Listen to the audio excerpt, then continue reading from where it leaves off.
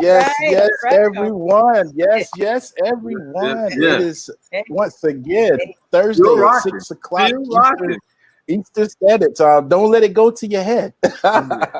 We'd like to welcome everyone to That's My Story.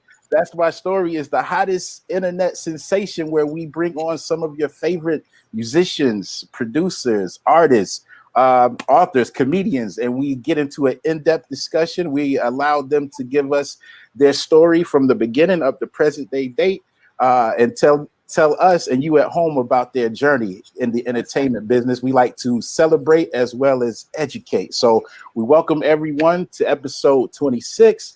Joining me as usual are my esteemed co-hosts representing the ICATs as well as the Honeycomb. She is also the wife of Mr. Verdine White, a founding member of Earth, Wind, and Fire, as well as the bass player. We have a wonderful singer, dancer, entertainer, Miss Shelly Clark White. Make some noise at home. Yeah, Shelly. Also joining us is a talented musician, vocalist, producer, arranger. He's also in the North Carolina Music Hall of Fame representing the chairman of the board. We have Mr. Ken Knox. It's Ken. Yes. All right, thank y'all. Hey, and we can't forget the leader of the pack. The leader of the pack. The leader of the pack. Keyboardist, arranger, musical director for chairman of the board. The Jerry Midas Hardison. Yes, indeed. Thank you. How you guys doing today? Midas. Everything's great. Thank you. Everything's good. All right. So we're gonna so you guys come on in. Get you a snack, get you a beverage. You know, we're gonna sit down and have a wonderful chat here very shortly with Miss Jean Carne. Just want to remind you guys that by chance we get blacked out on Facebook, you can just easily jump over to our YouTube page. That's the official chairman of the board. Want to make sure we do that. That's right. There it is. All right, ladies and gentlemen, I don't think we want to keep you waiting or further prolong the time. And we have someone backstage who is excited to come chat with you all. And please share this with your friends while you're watching it. You know, it's always more fun if you watch with friends, you know. So we actually encourage you to do that. We're going to be on for a little while. All right. We appreciate it. All right. So without any further ado, ladies and gentlemen, help me welcome to the screen an exceptionally graceful R&B jazz vocalist, also a vocal coach. And as we prepared for tonight's show, I got to also throw in musician and producer as well. She worked with Doug Carne, Norman Connors, Earth, Wind, and Fire, The Temptations, Grover Washington Jr., Phyllis Hyman, Eddie Levert, Michael Jackson, and many others. And she is most noted for her angelic voice that covers 5 octaves. Please help us welcome to the stage, to the screen, I should say, and make some noise at home while we make some noise for Miss Jean Carne. Yay! Hello, Jean. How are you?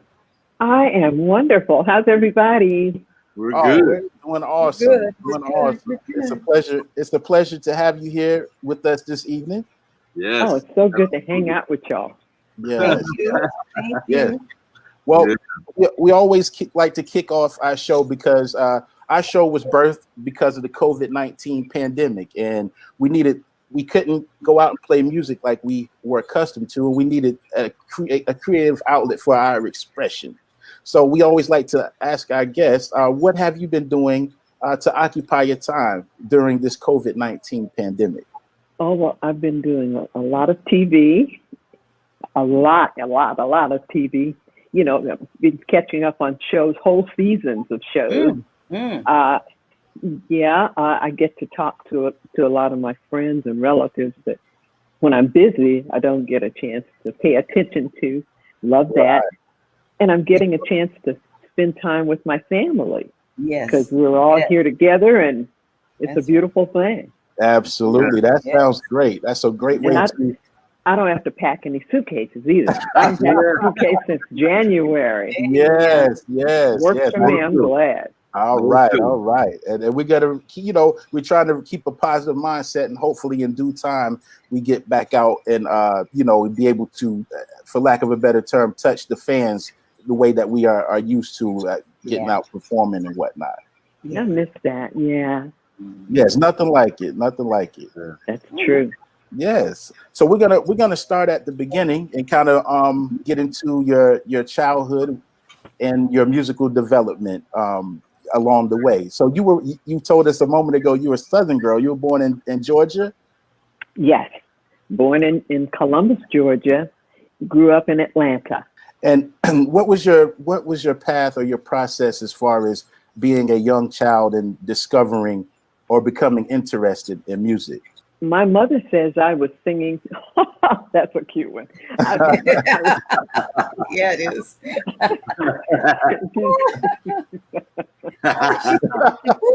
Very cute.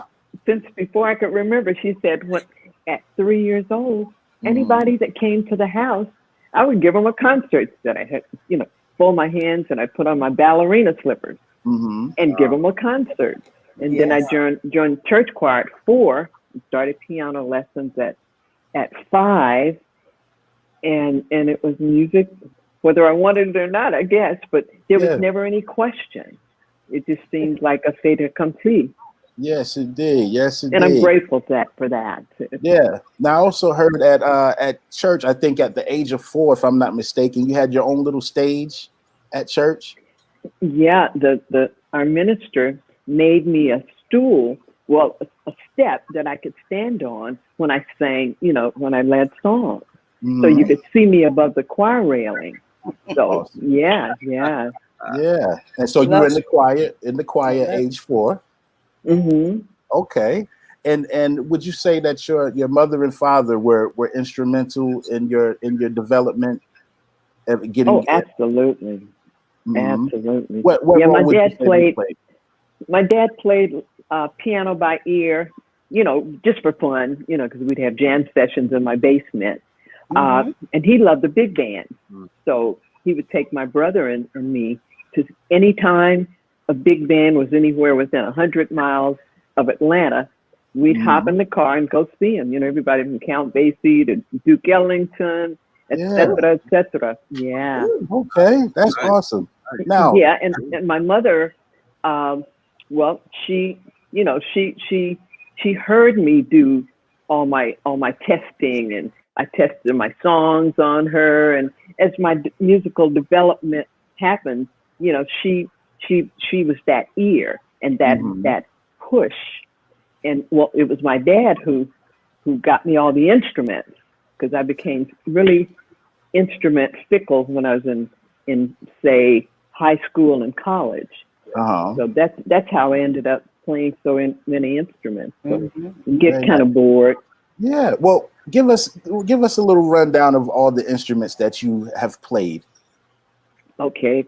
Started out with piano and organ, E flat and B flat, clarinet, oboe bassoon, English horn, the glockenspiel, little bit of baritone horn. Okay. Now we found that glockenspiel to be very interesting. Could you tell us a little bit about that instrument and maybe some of the joy that you got from playing it? Well, see, when I played delicate instruments, sometimes you couldn't take them on the field, like in college and in high school, because the dust or dampness, would hurt the instrument. So the glocken, it's a German instrument. And I'm sure you've seen it because it's made like a xylophone, upright. And it's got lyres, the curly cues for the lyre, and it's got the little xylophone pads, with the different notes on it. You play it with a mallet. Right. Nice, very nice. Yeah. Okay, that's great. And at the age 13, you performed on a local TV show with Errol Garner. No, that was in college. Oh, that was in college. Okay, well we're gonna save that for a little bit later then. Okay, we're going chronologically, right? We're doing our best. but I must say, just to backtrack, I must say that it is wonderful when you have, the support of your family, it's being interested in music, and it's also very helpful when they are interested in music themselves. I think that helps further you along being a child and having it really does. Right. Yes, indeed. Yes, indeed. First of all, Gene, I have to say I'm a huge fan, long-time fan of your music and your voice. Thank you. Speaking of voices, one of our friends and your friend, McKinley Jackson, says the greatest voice of all time. Amen. Amen. Wow, that's such an honor because McKinley has done arrangements and accompanied everybody that I look up to and adore. So, thanks, McKinley. Yeah. And I must say this. We're talking genius here when you talk McKinley.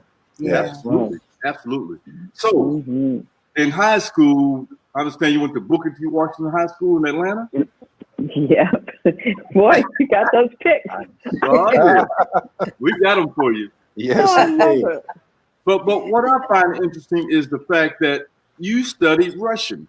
I did. I was on an experimental program in high school.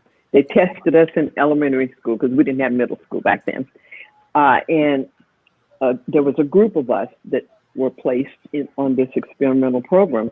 The language was Russian. We had advanced sciences.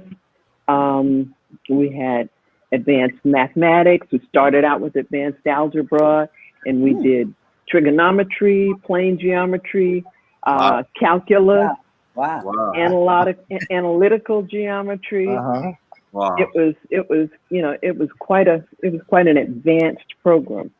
Wow. Yeah. Yes. And that's where Russian came in. Okay. And then I went to Morris Brown. Yes. And that year they got a Russian instructor. Oh, perfect. I got 6 years of Russian. Wow. And which brings us to this, that besides the Russian, now you did a lot of French art songs and Italian arias. You sang the stuff, right? Sure have, yeah. Because I learned a lot of while I was in college, because I have an operatic side. So you want to sing in German lieder, songs like that. Yeah. And when I go to European countries, Japan, to countries like that, I'll study before we leave, and I'll learn how to introduce my songs and thank the audience in whatever the language is. Wow. Yeah. Here's something interesting. So when you were studying Russian, Khrushchev was president. Nikita Sergeyevich Khrushchev. All right. So I understand that your father gave you $1 every time you could beat the translator when Khrushchev. That's right. Yeah, because back then when he was on the news, the translator would put his voice. They would lower the volume of his voice, and the translator would translate for him, but it was delayed. So if I could do it in time for the translator, or before, then that's how I got money. Awesome. That's a good way. So were you invited to Moscow? Actually, I was. Grover Washington Jr. Did a tour. Well, did a run in Russia, and he invited me. Yeah, but I didn't get to go. And it was a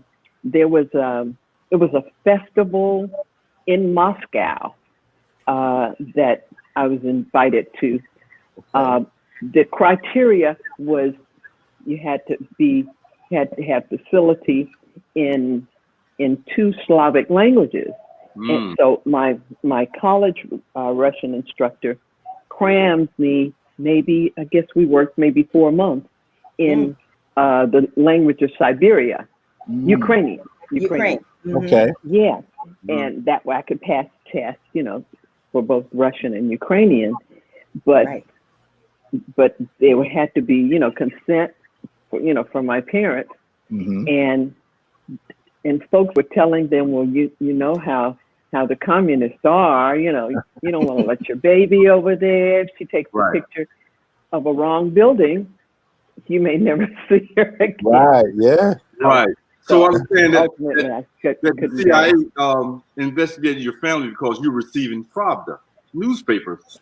And they were right. Yeah, well, all the students in the Russian class subscribed to Pravda. That was, and Pravda means truth, because that was a good way to hone your craft, to hone the language.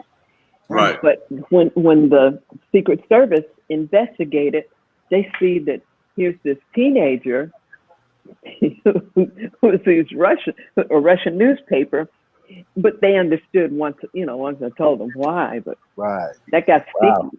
Yeah, because they talked to our neighbors. Yeah. Wow. Oh wow. Wow. Yeah, they don't play. Wow. So No. yeah. And so at some point you met your husband. Yep. My first husband, Doug Carne. Yeah. Okay. Doug had transferred from Jacksonville University to Georgia State. I was at Morris Brown, and we both worked for this gentleman who had Nate Foster, who had a booking agency, an artist booking agency, and I had set up his bookkeeping, and I was like his secretary, and Doug was one of the artists on his roster. Okay. So we started gigging together, and we fell in love. And instead of going to Juilliard, for me, we eloped to Hollywood, where we met Earth, Wind, and Fire. Nice. Okay, we'll fast forward and we'll go into Hollywood now. Let's go to Hollywood. The first thing is the building, 7047 Franklin Avenue, a historic hotel apartment building called the Landmark that was just filled. There it is, filled with artists of all kinds. I'll name two. I'll name off two, and then you can name off some, and then we'll see who we forgot. Okay. Okay. I'll start with Janis Joplin and Joe Zawinul, who was a member of Cannonball Adderley's band, later to be in the Weather Report. Okay, your turn. I'll tell you something about Joe later on. Okay. Okay. You mean on the air or off the air? On the air. On the air is fine. On the air. Okay. The Chambers brothers lived there. Okay. He managed Nancy Wilson, John Levy. He lived there. Greg Morris, who was on what was that? A Mission Impossible series? Was that Mission Impossible? Yeah. He had a friend who he was in the Army with, or Armed Forces, I don't know if it's Navy or what, who lived there. So we used to see him visiting his friend. Okay. And the Barbara Sharma from the in fact, she lived down on the end that Maurice and Berdine lived on. Oliver Fire lived in that building. All of them. Right. Yes. Yeah. And they lived there, and the director or producer of Laugh-In lived behind us on the street behind us, the complex.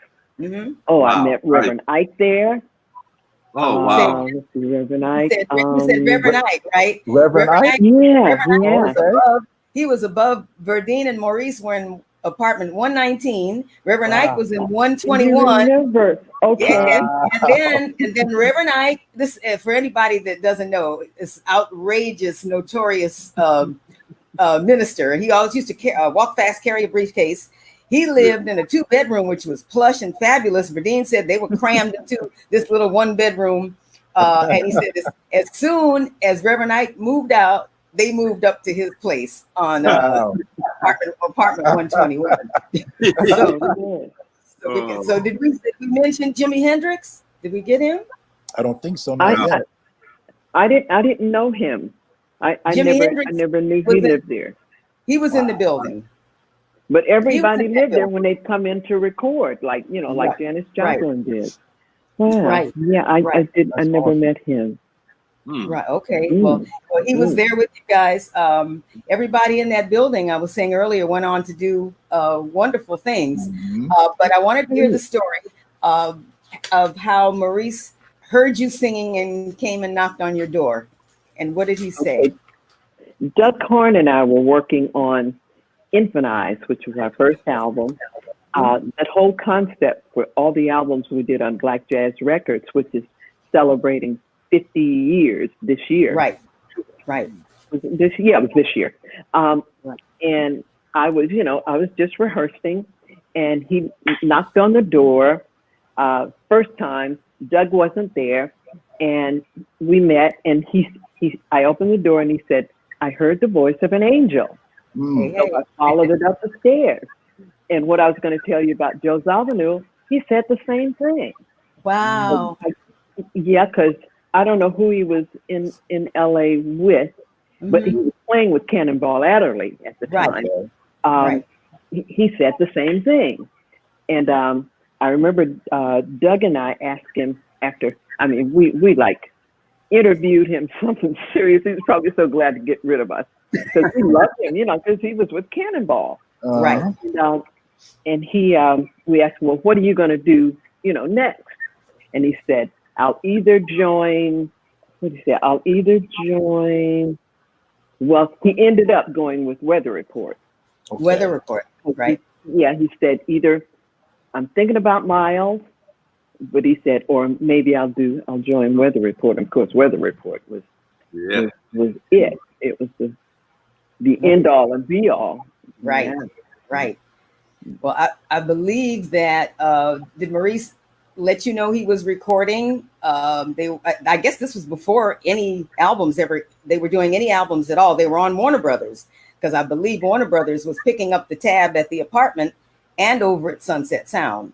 So okay, that makes sense. No, he didn't mention that to me. But when he came up the second time, he talked to Doug. Okay. And told him about, and asked, if we would record on The Need of Love and Earth, Wind and Fire. Nice. So that's right. And that was for the listeners. That was the first two albums they ever recorded. And Maurice always said that Eugene had the only voice in that time period that was so beautiful and high and lyric soprano that could keep up with Philip Bailey. And then you were just great with backgrounds and everything. So oh, that's so sweet. Yeah. Now Philip, oh my, the truth. That's quite a statement, because he's just sonar levels. Well, you are. And such a good spirit. I just love Philip, because I remember going to see them once in Atlanta. I think they were at the Civic Center, and they brought me backstage. They were doing prayer before they went out, and Philip did the prayer, and he thanked God that I was visiting them. And I had never even really met him before that. So, that spirit, you don't forget spirits like that. Yes, indeed. Yeah. I was very touched. Yeah. Well, Gene, after you worked with Earth, Wind and Fire, then you and your husband began to record on your own. And your first album was called Infant Eyes. That's right. On Black Jazz Records. Right. Yeah, the concept. Yes, go ahead. Concept for those, we did 3. I did 3. Doug did a 4th on Black Jazz Records. Our concept was to put lyrics to jazz, classical, instrumental tunes. Okay. Like John Coltrane's "A Love Supreme," An Acknowledgement. Miles Davis, Blue and Green. That's on the Kind of Blue album. Right. Search for the New Land, Spirit of the New Land, which which Lee Morgan did. McCoy Tyner, Contemplation. Wow. Oh, there were numerous instrumental masterpieces that we put lyrics to, and that was the composition of the albums that we did on Black Jazz Records. Okay. In fact, we celebrated their 50th year, Black Jazz's 50th anniversary this year in Europe. Wow. Awesome. And was it the fact that you guys were just were really into jazz and you just wanted to put vocals over the instrumentals?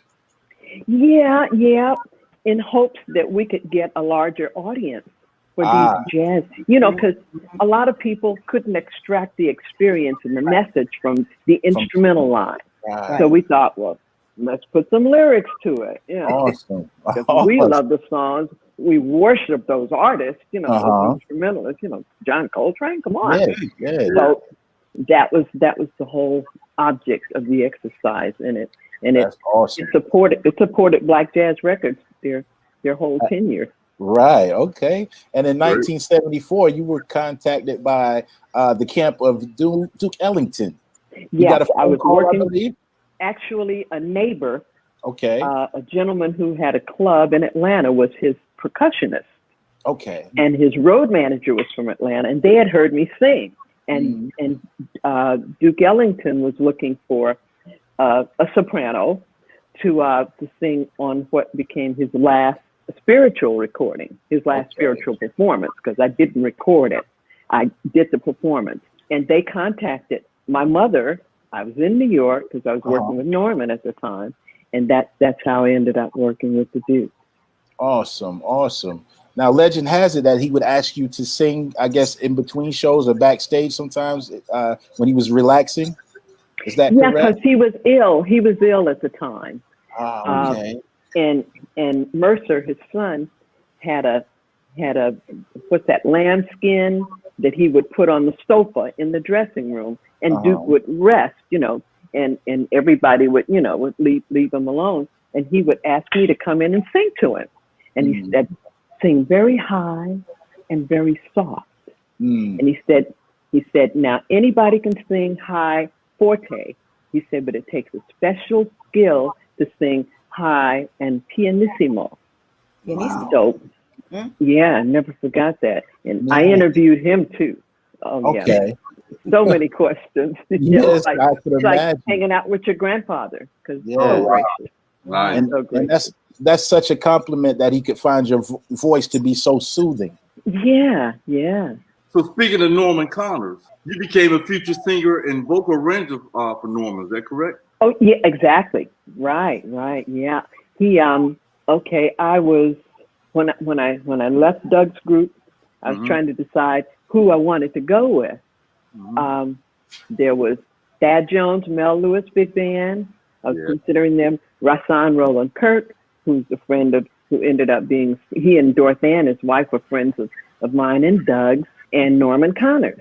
So I got in touch with each of them. Thad and Mel were going to Europe like in a week, so I'd have to learn their whole repertoire. That didn't sound too cool. So yeah.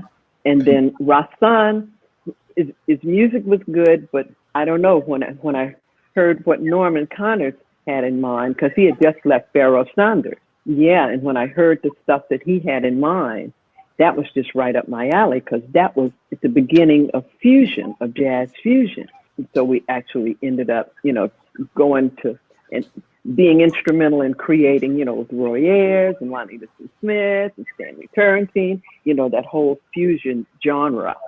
Right. Yeah. Wow. Yeah. So it was Norman. That's how I got with Norman. Great.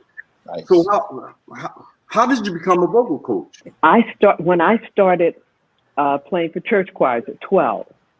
Okay. I would have to work with my voices, because if you do Handel's Messiah, at Christmas time, you have to work with your soloist and work on tone quality and blending and vibrato of your choir members, and I would devise my own methods to get their voices in the shape that I wanted them in, and that whole period started my range, because when you're teaching a bass singer, you know how to do thus saith the Lord of hosts, and once in a while, and once in a while, and I will shake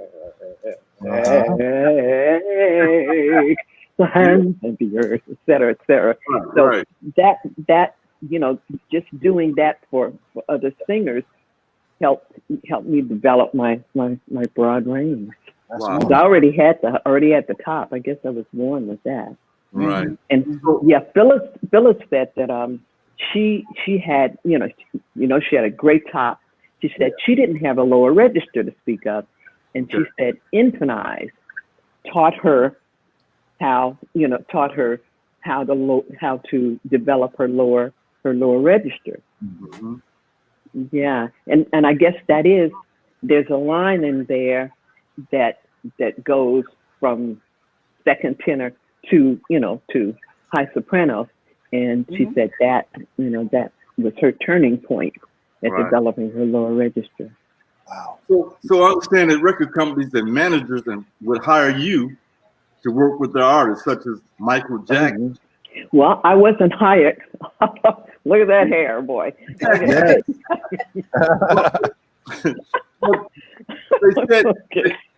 They said he had problems with the song "Keep on Dancing." His voice would crack all the way through it, and you worked on him.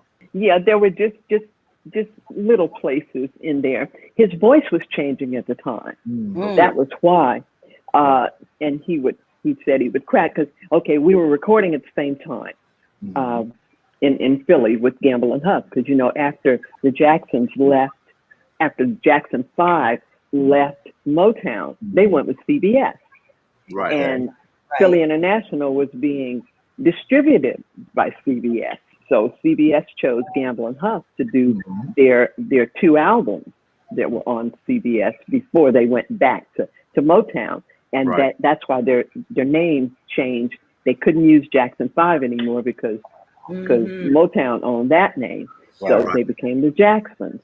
And Jermaine didn't go with them. He had just married Barry Gordy's daughter, Hazel. I remember that. Yeah. So he didn't record those 2 albums with the guys.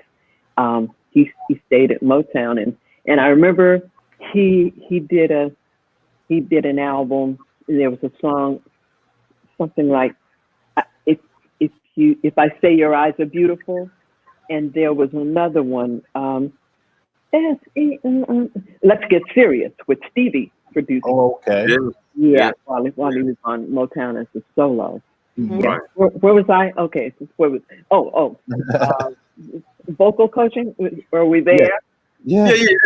And I think it's said that you would urge the artists to learn how to play instruments to help their voice. All my singers, yeah, because a few of them, I just teach how to play fundamental piano, right? And it opens up your horizons, and it works on your pitch, and your you understand your vibrato better, and you understand attacking, etc. Yeah, so it helps a lot. Awesome. I find this interesting. You work with singers who had strokes. Yeah, I can't tell you who, but yeah, I had two singers who had strokes. Wow, well that's fantastic. Yeah. Basically, when you did that, you ended up with Michael Henderson, who's a Detroit native. Yeah. Well, Michael. Okay, we were recording with Norman. Michael was the bass player. Right. Yeah. And,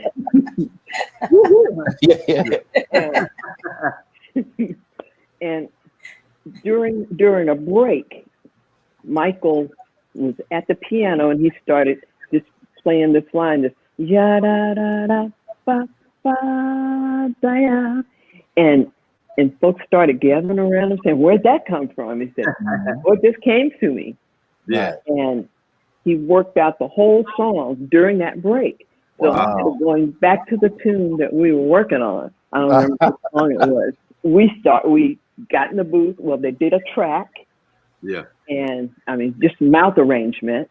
And did the track for Valentine Love, and then Michael and I got in the booth, and the lyrics were sketchy because he had just written an outline for them.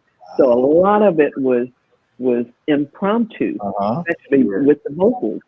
Because if you'll notice, there's a line in there. He says, "I'm sending you this Valentine and hope that you'll be mine. But if that Valentine doesn't reach you, it's okay." No sense. Right. We were making them up as we went along. Right. That ended up being Norman's first big song. Yeah, in fact, it reached number 10 on Billboard R&B chart. So, Gene, I just want to ask you a question. I want to step back into the Russian for just a minute, because my grandparents are Russian, and we were supposed to go over. They're Russian Jews, and my brother and I were supposed to go over the same way, just to visit and this and that, relatives. And the same thing happened. They take you through so much that you just give up and okay, that's okay. We won't go. So it was going to be the three of us going over. But also, so my grandparents used to speak Yiddish, but it was a mix of Russian and Yiddish and some other stuff too. So Russian Jewry. Yeah, that was a common mixture. Yeah. Right. I only learned a couple of words. I was wondering if you could say something in Russian for our. Okay. Меня зовут Gene Carne. Я очень хорошо. Здравствуйте, как вы поживаете? Etc. From the Mikado, by the way, etc. That's right. Right. That's right. Yeah. Right. I wanted to talk about this. You were a coloratura soprano, like I was. And coming up, I had to audition in front of a board with Puccini's O mio bambino caro. And so I won a scholarship. Look at her. She's excited. Yeah. And I had to take 2 selections. I sang Hallelujah by Mozart. Hallelujah. That one by Mozart.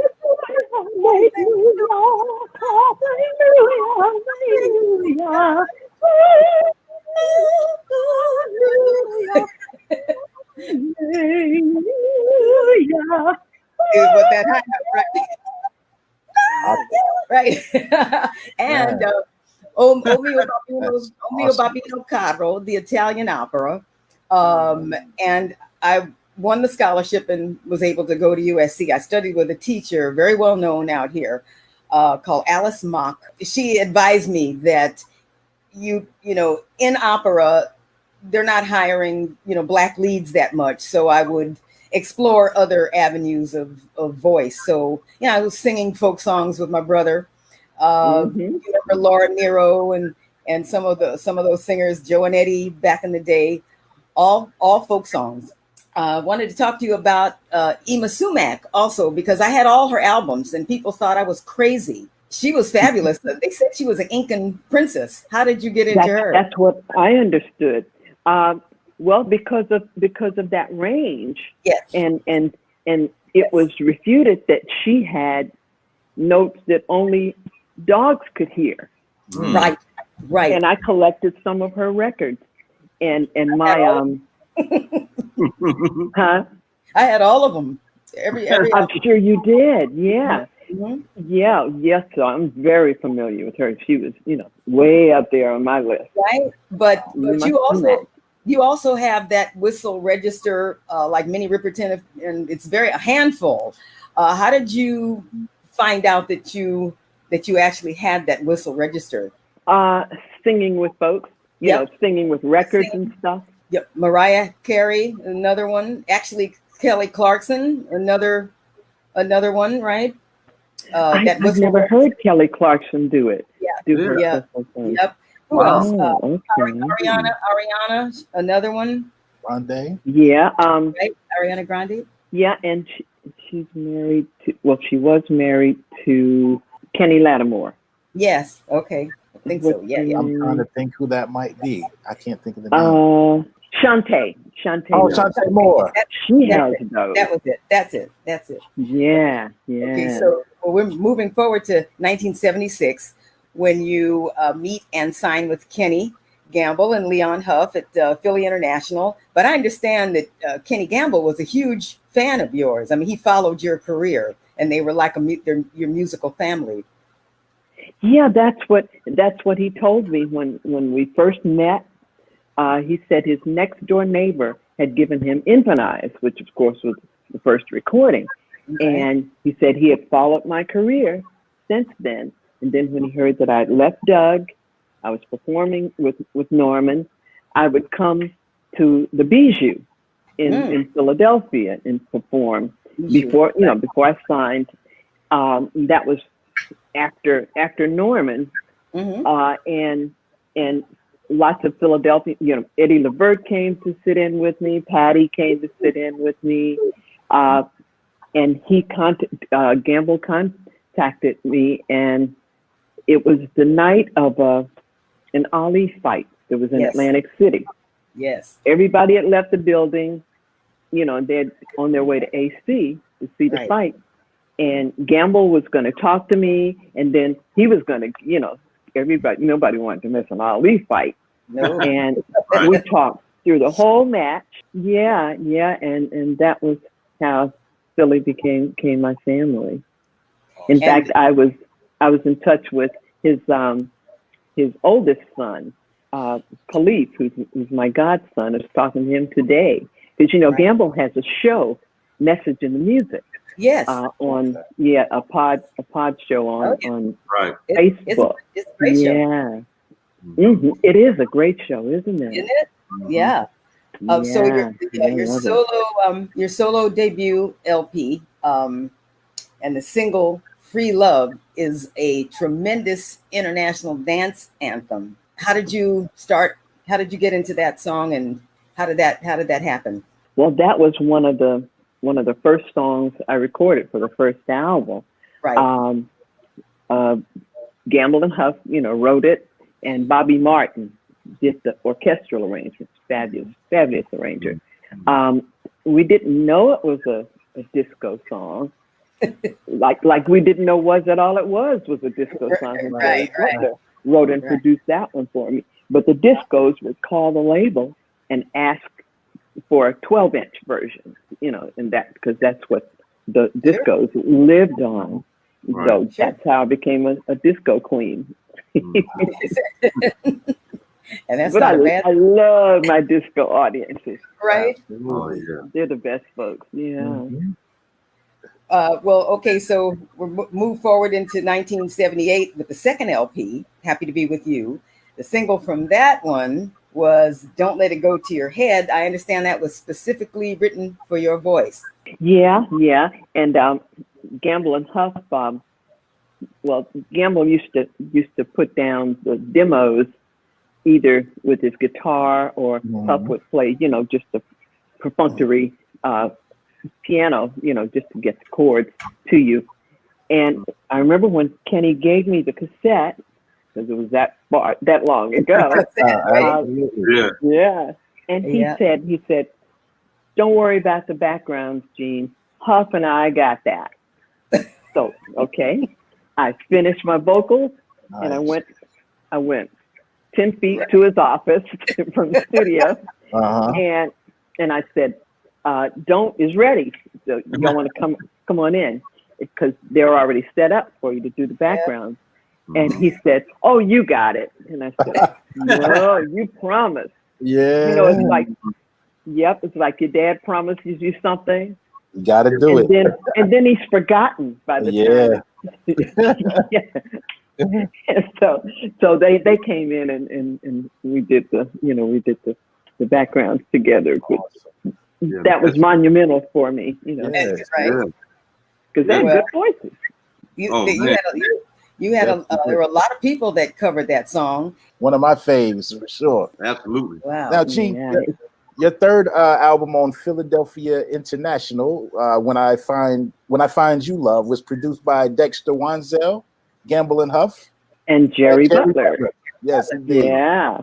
Yes, and also the Oscar-winning movie Precious, which was produced by Lee Daniels, and also promotional assistance was provided by Oprah Winfrey and Tyler Perry. Features your disco single "Was That All It Was?" Right, because there's a scene in Precious where comedian Monique. Yeah, Monique. Yeah. Yes. Yeah, where she in fact, I guess that's one of the brightest parts of the movie, because it was kind of noir, if you will. Yeah, and she was dancing to "Was It All It Was," all to herself, I guess just doing her thing. Yeah. Now, how did you feel to find out that song was used in the movie? Let's see. It must have been maybe the label notified me. Before the product came out. I got you. But I'm sure that's always flattering that your material is selected to be a part of a movie production. That's right. Totally. In fact, there's in Mr. 3000, there's a line from it was on Motown. On my Motown album, a line from a version of "If You Don't Know Me by Now" that I did. Yeah, that was on there. Absolutely. Love that. Yeah. Now go ahead, Shelly. What'd you say? I was just saying we got you. Oh yeah, it's coming up. It's definitely coming up. We're working our way. Now you're also the godmother to Kenny Gamble's three children. Well, I'm technically the godmother to his first son, Khalif. Okay. Who's one of the producers on Message in the Music. But I was in the delivery room when all three of his kids were born. Wow. That's awesome. That's awesome. That speaks volumes. Volumes. Mm-hmm. Yes, indeed. Wow. And let's see. Another song off of that album was called "My Love Don't Come Easy." It was co-produced by the OJ's, Eddie Levert, and Walter Williams. What was it like? What was it like to work with them? They're so much fun. Doing anything with Eddie and Walter is just a blast. I mean, we just have a ball. We have a ball. But that song, Eddie had sung the melody to me months before time to go in the studio, and I loved, I love "My Love Don't Come Easy." Mm-hmm. So we get in the studio, and Eddie and Walt come in, and all Eddie has is that line. Where's the rest of the song? And he said, "Oh, Gene, you got it." Nothing. Not necessarily. Mm-hmm. So he said, "No, you got to finish your song." Yeah. And he left and went to the men's room. A few minutes later, he came back with the whole song. Wow. That's a great place to find some inspiration. I guess some quiet time. It worked. It really worked. We're not mad at it. Speaking of "If You Don't Know Me by Now," which is a great song, your version that you did with the Temptations gave me goosebumps. Oh wow! Oh, come on! Yeah, I'm serious. Sure. And Ron Tyson sends his love to you. I spoke to him last week. And that's I told him on the show, and he said, "Yeah, I saw his episode." Oh, you did? Nice. Yeah. So, man, I'm serious. That song, I mean, I've always loved it by Harold Melvin and the Blue Notes, but your version gave me goosebumps. I mean, it's phenomenal. Did you sing on "Standing on the Top," produced by Rick James? I did.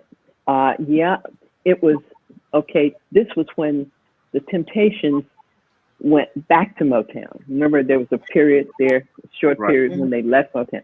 They came back to Motown, and Rick James produced "Standing on the Top."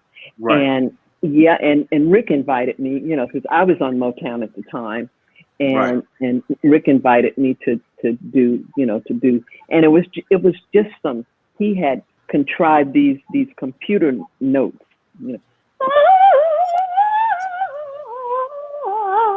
notes like that. Right. And because nobody recognized it as a voice, because by the time Rick mixed it, it just sounded like, a keyboard. Right. Yeah. And that was fun. That was fun because they're just such good guys. So, and it was after that, when I was in the studio in LA, that I asked them to do the backgrounds on If You Don't Know Me By Now. Incredible. Yeah, and there was this line that Rick had done on Standing on the Top. He said, "Temptation, sing." Right. And then when I did If You Don't Know Me By Now, I said, "Temptations, tell my story." And that's when they started ad-libbing on the end of If You Don't Know Me By Now. So good guys. So a rumor says that Rick James got mad because I'm gonna let you tell that. Okay. When I went to Motown, they wanted Norman Connors to produce the album because I had done all that work on so many of his albums. Right. And my last Philly album, Norman had done a lot of the production on it, and we did it in LA. Mm-hmm. But Rick thought, like, I'm Mr. Motown. Right. And he got on the PA system in the building when they were, they still are on, is that Sunset? 2323 or 2626 Sunset, the building in LA. Okay. Yeah. Okay. And he just blessed everybody out. Said, I don't understand why you didn't pick me to do Gene Carne's album. I know her voice better than Norman Connors. And he said, Norman Connors can't get arrested. Oh man. He was livid. Oh, no. He was livid. Wow. And I never really saw him mad. Yeah. Before or after that. Yeah. Right. Wow, his feelings were hurt. Yeah. That was my buddy. Yeah. In 1987, before signing with Omni and Atlantic, this is the fun part because I have a story too. You added the E onto your last name by way of numerologist, astrologist, who I follow on Facebook now, Lloyd Strayhorn. Yeah. He's the best one. He's lovely. He's wonderful, isn't he? Oh, yes. Cool. I subscribe to the newsletter and everything else. That's great. he's got books out. He's teaching online, and the books, and if anyone's interested, is Numbers and You, and he's on Facebook. Numbers and You. Everything is Numbers and You. But I find it hits me close to home because Maurice wouldn't buy a car without consulting with his numerologist. That's how he got the name Earth, Wind, and Fire, was through his astrologist in Detroit. His name is Dr. James Black. And they were going over his chart, which, Earth is in your chart and wind is, a fire's in your chart and air is in your chart. And so they both said, well, air doesn't sound right. So let's change it to wind. And so with his numerologist, that's how he got that name. And Verdine was there at that time. So that was like life-changing for him. So anyway, moving on, you had hit record Closer Than Close. And that was featuring jazz saxophone. Grover Washington Jr. Yes. 2 weeks on the as number one on the charts. And that was that written by Terry Price and Brandy Wells. Brandy Wells, right? How did you like that collaboration? An old neighbor of mine in Atlanta was good friends with Grover because I think he went to school. I mean, he's a newsman in Philadelphia, and he because he was in school in Atlanta at Morehouse. That's how I met him, and he suggested that that Grover and I get together. Then my manager facilitated it, right, and we were like family. It was so amazing. I mean, musically we were just very, very compatible, and when we'd sit down to listen to the songs that had been submitted, I wish there could have been footage sometimes of that, because we're sitting there listening, and then a song will come on, and we'll both brighten up, because our ears were kind of parallel, where that was concerned, and and working with Grover was like dying and going to heaven. Oh, just because he was an angel. I found what you were saying about your relationship with Grover, the musical relationship, to be very interesting. You know, that sometimes we get we cross paths with someone who we have a certain synergy with when we, you know, working on music and things of that nature. And it was awesome to hear how you said I guess you guys heard music the same way and whatnot, kind of on the same page as far as listening and dissecting music. True, very true. Yeah. And his family's still, you know, my family too. In fact, I think it was maybe 4 years ago at Temple's performance venue here in Philadelphia, Temple University. We did a concert. They got together his band, which was led by Bill Jolly. Okay. And his and let's see, myself, Najee, and Gerald Albright. Oh, nice. And we did 19 Grover recordings. Wow. Okay. Yeah, and his wife Chris was there. That's beautiful. And I got to meet his grandchildren for the first time. Awesome. Yeah, it was very, very exciting. I just want to mention just a couple of your awards. I know you have many, but I want to mention the Arts and Music Award of New York City. That was one of the prettiest awards. Yeah. Wasn't that beautiful? Yeah. That's beautiful. Yeah. And also the Unsung Heroine Award with the National R&B Society with Vanessa Jordan. Oh, Shout out to absolutely. Absolutely. There's Vanessa and Maurice White. Yeah. Super DJ. Yeah. Totally. So how do you feel about those two awards? Oh, the one for New York, the city councilman, at the end of my performance, let's see who was in there. Melba was on that concert. What's my girl? That was for the 12th district, right? I guess so, because it was it at NYU? 12th district. That's all I remember. Okay, that was the councilman. Yeah. Okay. Yeah, and we that was the surprise because I come off performing and they wouldn't let me leave the stage and you know. Your face looked surprised. Yeah, I know, right? That design was so pretty too. That's I think that's the nicest looking award I've gotten so far. Awesome. And the other one, let's see, what was it? Oh, Vanessa. Yes. Vanessa has the best music convention. Oh, man. She's carrying on that tradition of, you know, it started with Jack the Rapper, then it went to CMA and it's IAM, International Association of African American Music, and Sidney Miller's convention. And she is holding that tradition up single-handedly. Oh, that's amazing. It's amazing. Yeah. Of course, Honeycomb was there with you in Philly. Exactly, yeah. And that's where I got to meet Maurice's daughter. You introduced me. Mimi White. Well, we have to get the chairman of the board up there now. Absolutely. Yeah. Yes. Hey, I want your major influences. Was it Mahalia Jackson? When I was very young, yeah. And I might butcher this name, Yuma Sumuka.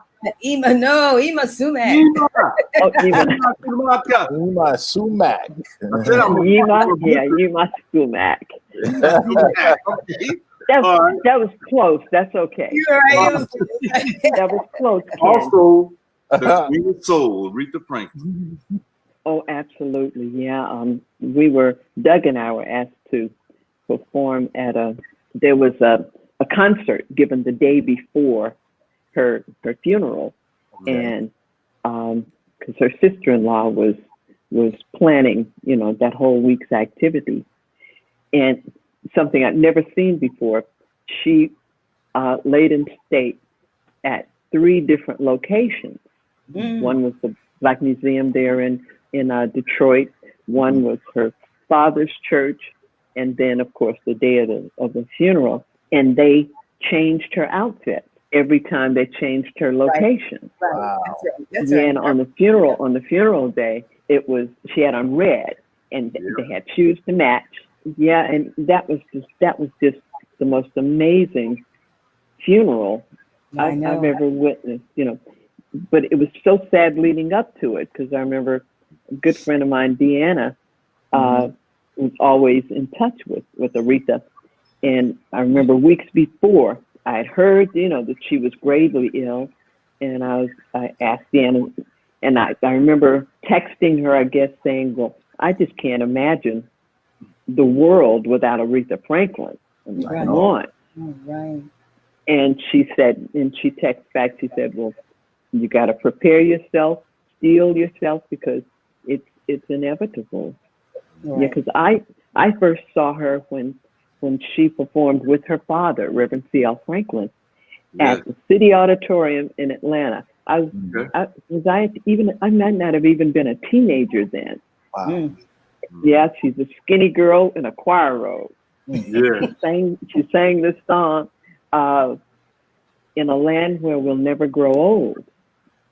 And I put that song in my gospel repertoire. And I sang that song for years and years and years and years. Awesome. Yeah. Yeah. And when I did Ain't No Way, I got a note from her sister Carolyn, and she said she was, because she co-wrote that. Okay. But I didn't know that until she mentioned that, and she said Aretha had brought her pre-mixed cassette of it, and she said she was in the hospital at the time, and she said she loved it so much it raised her spirit, and she said she called Mavis Staples to let her hear it on the phone. Oh, wow. And she said, and she loved it too. And she said, now that I know what kind of songs you like, we need to get together, because I got plenty of Ain't No Ways in me. Oh, yeah, and I found out after she passed away, maybe a year later, and she said she had just graduated. I understand that was from college. I found out that after, because she didn't explain any of those things on the note.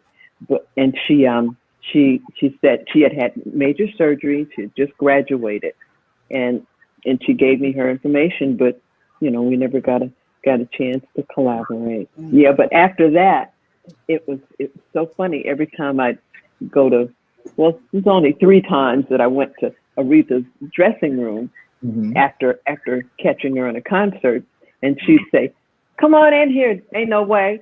That's I she calls you. Honored. That she even knew who I was. Wow. Yeah. That's tremendous. Awesome. Yeah, we all worshipped her. Yeah. She was an object of worship in the music business. Okay, so Jean, what would you say? Your career is so vast and so amazing and powerful. What would you say one of your greatest memories would be if you had to look back? Whoa, that's a loaded question. Okay, well, two memories. Well, I wouldn't take anything for my time with Duke Ellington. Exactly. That was an experience that was worth more than $1 billion. And maybe, good question. So many instances, so many different things, so many times. Maybe meeting Earth, Wind, and Fire. Okay. Because Doug had done a recording on Savoy when he was like a teenager. But he and we had never been in the studio. We had never recorded. Maurice, recorded at Sunset Sounds. You mentioned that, right, Shelley? Yes. And that was the recording studio of that time. And so Doug and I, when we finished Infinize, we recorded it at Sunset Sounds. Oh. And I think that that recording was superior to anything we did subsequently, because of that studio. Right. Yes. So that's an event I wouldn't take $1 million for either. Well, speaking of Doug, you all performed still. You performed last year. I think it was the Blue Note. What did Vanessa tell me? Yeah, I think it was. Yeah, was that the Blue Note? Well, this particular concert was at Sisters Chapel at Spelman College. Okay. That was the first recording, the first performance we did together. How many years ago was that? That might have been 10 years ago now. Okay. But we hadn't recorded or seen each other or talked to each other in like 30, 35 years. Wow. And my daughter, Jeannie, was my interim manager. Mm-hmm. And she just asked one day, how would you feel about performing with Doug again? And I said, well, okay. So she hooked up at first, that first performance at Sisters Chapel on Spelman's campus. Cool. Yeah, wow. Yeah. And the rest is history. Are there any upcoming performances with him, without, or? Does anybody know? Anything scheduled? Yeah, it's hard to say right now, huh? Schedules have to be written in pencil. Yeah. TBA. To be announced. That's true. You're right. Yeah, but there were several, that we had to push, both collectively and individually. Right. So we just pray that time comes sooner than later. Mm-hmm. Right. That's right. Indeed. Well, yeah, I think if the right thing happens in November, I think we'll be more speedy in getting a handle on the crisis. That's right. And then we can get out there, because I miss it. I really miss it. Sure. Yeah, for sure. Mm-hmm. Sure. Well, we want to talk a little bit about your amazing children, your kids, Jean, Joe, and Miriam. Yeah. Oh, that's a great picture. I've never seen that picture. Hey, we find them. Right. Who researched this one? Ken? Did you? We all do. We get a lot of outside help. Look, we have Vanessa on the case too. We have Taz, our friends of the show. I gotta call Vanessa and thank her. Boy, she's a bad girl. Yeah. Now your son Joe is a councilman, right? Fulton County? Well, for 12 years he was the city councilman in College Park, Georgia, he was city councilman and vice mayor of College Park, Georgia, where the Atlanta airport is. Recently, he became county commissioner, Fulton County Commissioner for District 6, which includes portions of 9 different cities surrounding Atlanta, and that's what he does. He's still, doing that now. Hey, Joe. And we know, Jean, your eldest is an attorney, correct? Yes, she's an attorney, and she's been an educator as well. Awesome. Okay. And last, the baby is Miriam. Is that right? Miriam Khadijah is the baby, and she works for Emory University, and they're all parents. Yeah. So Miriam and Jean. I have grands. I have 5 grands and 3 great grands. Wow. Beautiful, beautiful family. Yes, beautiful. Yeah. Fruitful and multiplying. Yeah. What's that now? They're fruitful and multiplying. As the Bible says, be fruitful and multiply. They're obeying the commandments. Yes, they are. Yes. Now they're wonderful parents too. That's awesome. That's awesome. That really matters. Being present and being great parents for the next generation. Mm-hmm. Now, yesterday when we did our virtual sound check, you were telling us about a project that you're working on for your UK fan base. Would you mind telling us a little bit about what you shared with us? Yeah, our promoter, Orlando Giddens, who is in London, he's been promoting me, Shirley Jones, Melissa Morgan, Melba Moore, over there last year. Year before last, He does a lot of reggae concerts. And year before last, he brought me in to headline as the first R&B act to headline Lovers Rock, which is a tradition in London, where the Jamaican community, Jamaican music lovers come to the O2, Indigo. Okay. The premier hall for London, my favorite hall, definitely.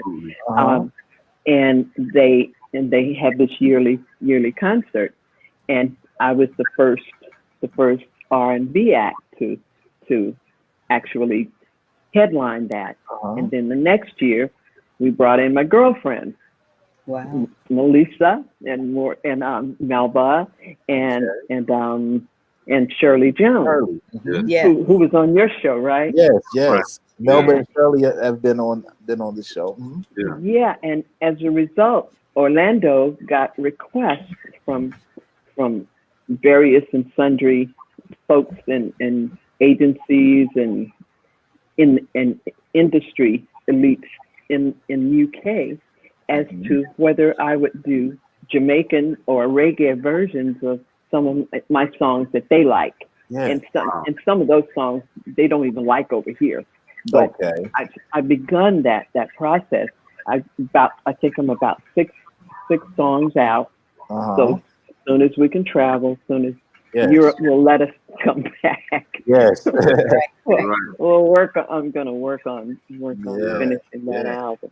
It's gonna be fun too. A lot of fun. And I know for a fact that they love you over in the UK.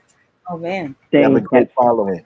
Man. There's such loyalty there, Yes. They know your songs better than you do.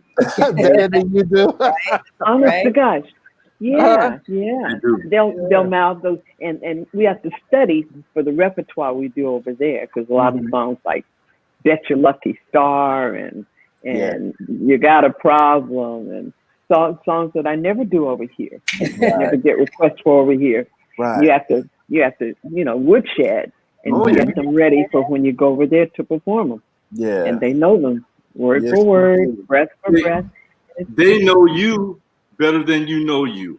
Yeah. Exactly. What kind of love affair is that? Is that great? That's awesome. Great. And the good thing about it, it's awesome. Everybody on this panel has a huge Northern Soul UK fan base. Honeycomb, chairman of the board, Gene Carne. Yeah. Hey. Yay for that, right? Absolutely. Yeah. We got to go over there together. That would be awesome. Also, let's put it together. Russell, we got to bring Russell Tompkins Jr. too. We all got to do this. Then we got to my buddy. That's my right. buddy. Yeah. We're gonna take this show and turn it into a tour. Yeah, I don't remember who it was, but we were trying to figure. We were somewhere where Russell was, and maybe it was the Grammys luncheon. And during the break, Russell and I were talking, and somebody came up to him and said, "Well, I've sung your songs, or maybe I recorded your songs," and Russell told them, "Well, Gene has recorded more of my songs than anybody. Bet You by Golly Wow, which we did on Phyllis. Today I saw somebody who looked just like you. You Are Everything. You Are Everything. Yes. Yeah, and it was one when Linda Creed passed away. Break Up to Make Up. Break Up to Make Up. Dexter and I. Yeah. And Russell will have to be in that number. Yes. Absolutely. Right. With that being said, we want to shout out all of our UK fan base, and can't wait to see you guys sometime in the near future. I had the opportunity. So ready. Yes, I had the opportunity to travel with Ken and the chairman of the board. Most recently for me was 2018, and it's one of the highlights of my life, I must say. Landing in London and just being accepted, for the music, and like you said with the woodshed, we rehearsed consistently before we went over there, preparing some of our, I guess I could call them B-sides for lack of a better term. Exactly. Right. And once, that's what they love. They choose their own singles. Right. When the records were released way back in the day. And you got to give the people what the people want. That's right. Yeah. So, and then what was amazing and shocking and just a beautiful thing to me, like you said, they knew all the lyrics to the song. And here I am, we are 13 hours away on a flight, from where I live. With a cheat sheet on the monitor. Right? Yeah. Oh, yeah. I had the song list written out and different things like that. You already know. Yeah. Right. Yeah, but it was a wonderful experience, one that I hold near and dear to my heart. It's so rewarding, isn't it? Yeah. Mm-hmm. I agree. Yeah, let me speak. Once they love you forever. Yes. Yep. Yes, that's very true. What were you saying, Ken? On that particular tour, I met a production guy from 1974 and hadn't seen this guy in 40 years. Wow. So he came to see us. I last saw him in 1974. And in 2018, he comes out to see us. Unbelievable. Yes, indeed. Yes, indeed. That's loyalty. That's love. That's real love. And I'm amazed. He's also, sometimes he's on here, but he's not on here tonight.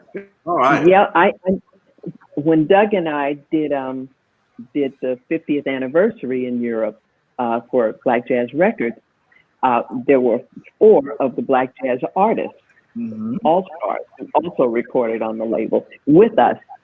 And when we did Paris, there were more young folks in the audience than folks of our demographic who remember it when they were released. Yeah. And that was just, and they knew the Black Jazz stuff. Wow. Parents, it's a certain class of music that parents can listen to with their children. That's wholesome. It's not like not like a lot of the new stuff, but you can listen to certain songs with your children, and I believe that's how it gets passed along to and then those kids listen to it with their children and come out to the shows, and that's the beauty in that style of music. It gets passed on. It is. It's a wonderful tradition. Yes, indeed. Yes, indeed. Well, we started from the beginning. I think we came all the way up to present day. Yep. Did you enjoy the ride? Oh, totally. It was a glorious ride. Yeah, yes. We appreciate it. We appreciate it. And I think we're going to proceed. We got to what? We're going to proceed. We're going to proceed. Take it away. First of all, we're going to announce our guest for next week. What a special guests they are. They are known as Walter, right? Wallace. Mm-hmm. Yep, Walter Scott. Better known as Scotty, and LaVille Degree, better known as the legendary Whispers. Yay! Yeah. Wait, there they are. Want to be here next week? Totally the best. Now, aren't they? Oh my God, we almost went on tour with them. We're not finished yet. Honeycomb. Okay.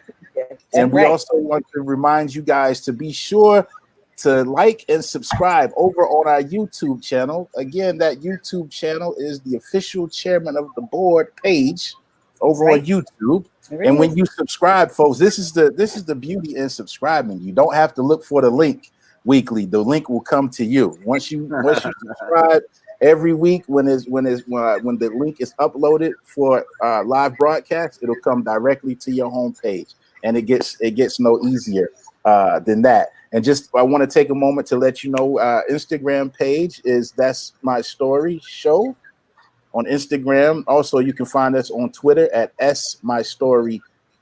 That's right. All right. Gene, do you have anything left in your glass? I wanted to do a little toast before we... Absolutely. Sparkling cider to episode 26. Hear ye, salud. Salud.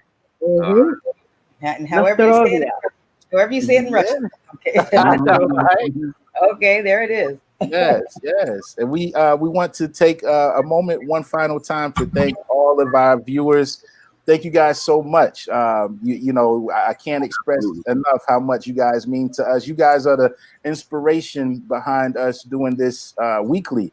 And we appreciate all the beautiful comments that you leave. And, it keeps us motivated and keeps us driven to make sure we put our best foot forward and bring you quality guests and quality material every week. So we thank you all at home, nationally and internationally. And any closing words? You want to speak a little bit about the taping or no? You know what? I just like the fans, I'm excited every Thursday to have like Gene. Tompkins, upcoming with the Whispers. I look forward, and I know you guys do too. Absolutely. For our show. And thank you for the fans to continue to support us. Shelly, any closing words? Gene, we are so honored and humbled to have you on our show. Like I said, Verdine was mesmerized and sends all his love. And so she's one of the great. Big old hug for me. Okay, I will. And thank you for inviting me. Thank you. It's a pleasure. It's been so much fun. All right. Well, once again, Gene, we're going to remind you to stay on the line. Don't sign off yet. And in the meantime, we're going to say good night to everybody at home. Thank you so much. Remember to be safe. Yeah. Until then, I'd like to say God bless you all at home. Thank you again so much. We wish you all peace, love, and we'll see you next week with episode 27 with the Whispers. Good night, everybody. Thank you, Gene. Love y'all. Peace.